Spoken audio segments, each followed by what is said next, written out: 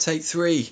I'm using some new software and it keeps drowning out my voice. This is probably why on my original videos ages and ages ago I didn't speak over them. I just prefer to put stuff in the comments. I might still end up muting this if it doesn't work, but here I am in top 10, going to take a number 4 shot. Haven't fought this guy before, so I'm not quite sure of the nuances of his Revan team. This is my team such as it is. The only guy that's of real note, should we say, taken a lot of effort into is GG himself, all blinged up mods. I was a little late to get his last seaters as well, but it's all about health with a speed arrow. Sticks his health pool up. Where are we? At 63k. Getting over 60 was a priority with enough room to give him some speed on secondaries. Everybody else, with the exception of BB-8, I'll move on to him in a second. So no bling there. All potency because you need to get those debuffs to stick. Buff immunity, sorry. Not even all yellow here. Same sort of detail. You want to get his effects to work. He doesn't need to do much damage or anything. He just needs to survive.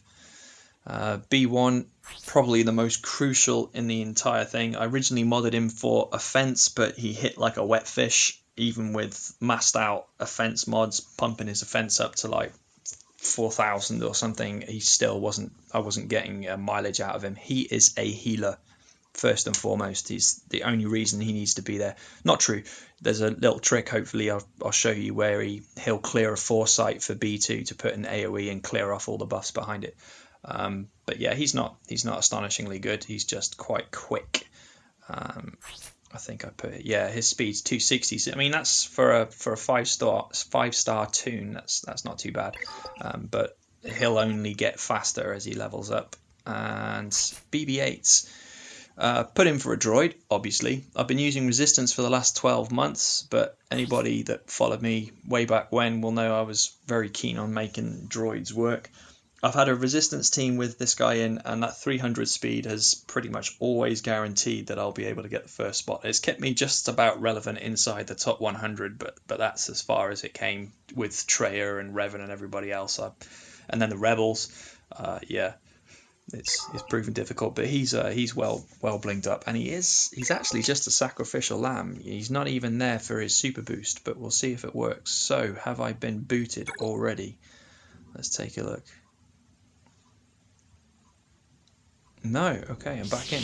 Let's get started. Right, I'm going to try and focus down Yoda early to trigger Savior.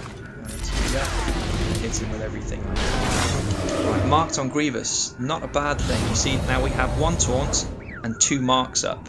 This will fox the AI. This is the whole point of putting BB-8 in here with his Zeta, is they'll no longer be able to flip onto either one of these and focus them down. The real danger is when they focus on B1, because he's essential to keeping the rest of your team alive.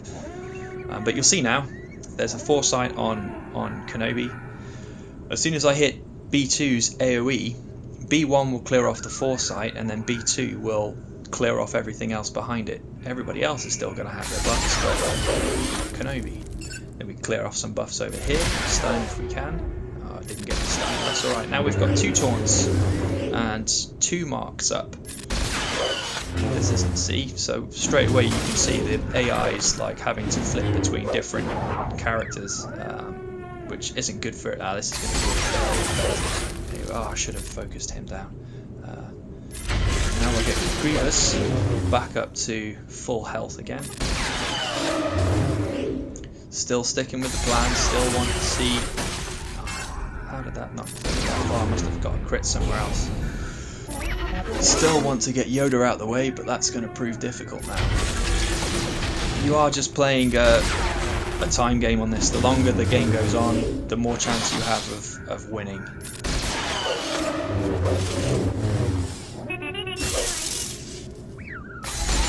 I should have hit at Revan. If I'd have hit at Revan then, I would have cleared off his foresight and then hit the... Oh, here we go. So this can sometimes change things. Who needs it? We'll stick it up there. And you can see I'm starting to thin them down. Was that?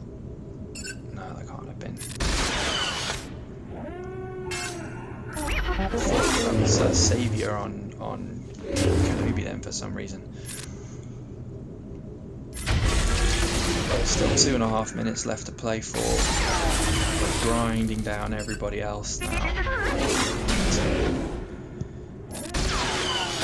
Get Jolie out of the way. Oh, this is looking good.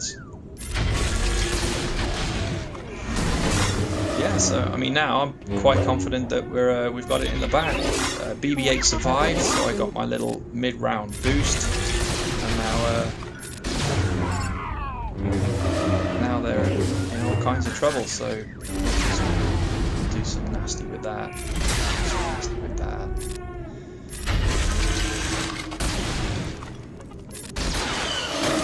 All right, I'm gonna bump this down to 1x speed because I reckon I can one-hit KO him here if I'm lucky. Yeah, it's not the biggest crit that I've landed on him, but it was satisfying all the same. So there it is. Grievous with Droidica subbed out, BB-8 subbed in. Perfectly viable. Defensively, no, you can struggle. I can see why this is it's a exocet. It just flies straight in, and as long as you have control of it and you can choose your target priority, then you've got a really good chance at winning.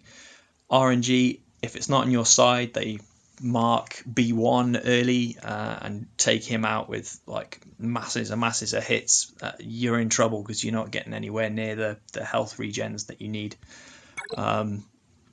But by having 2 taunters and potentially 2 marks, you can stop that focus quite easily. When I saw the login character during the Grievous rework, it occurred to me that L3 might actually be a good fit for this, and I'm currently farming her up to see if she does a better job than BB-8.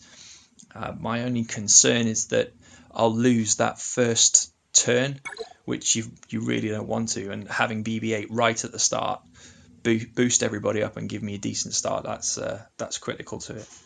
Would you look at that? It's a resistance in number 1. Never have called it. Okay, right, well that's it. Hope to give you a number 1 video sometime soon. We shall see, but I haven't played against any resistance with Grievous, so we'll see how that goes.